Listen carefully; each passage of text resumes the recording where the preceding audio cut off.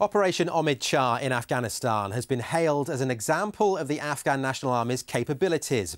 But more than a month on, the units based on the hill taken in the initial operation are heavily reliant on their British mentors.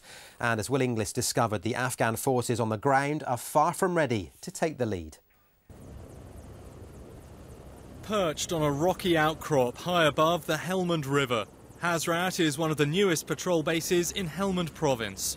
Building it was the main objective of Operation Omid Char, held up as an example of the Afghan National Army's abilities. They actually came up with the plans, everything was right, we just basically left them to crack on.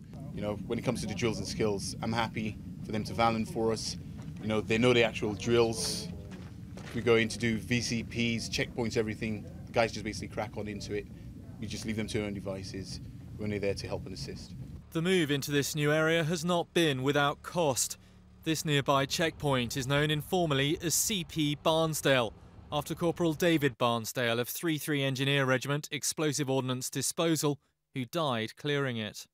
And Guardsman Christopher Davies of 1st Battalion The Irish Guards was killed on a joint patrol just days before we arrived.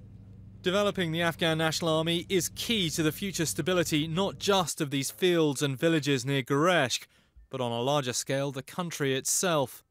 And the Irish Guards' role is to mentor this Afghan platoon. It's been quite challenging, it has in certain aspects, but I've got a good relationship with their Sergeant Major now, and I believe, and hopefully in a few weeks, they'll come round to our way of thinking. But as I say, they are trying. But they're a long way from being able to stand alone.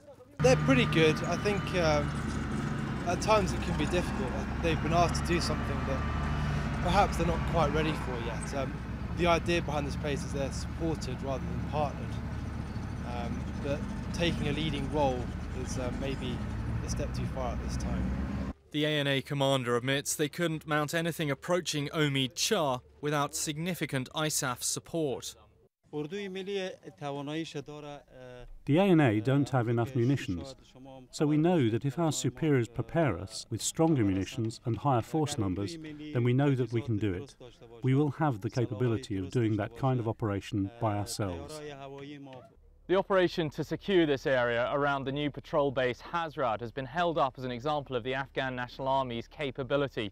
But the truth is they still have a very long way to go before they could keep this area secure or mount another operation of this kind without help from their Irish Guards mentors and other ISAF units. Will Inglis, Forces News, near Gereshk.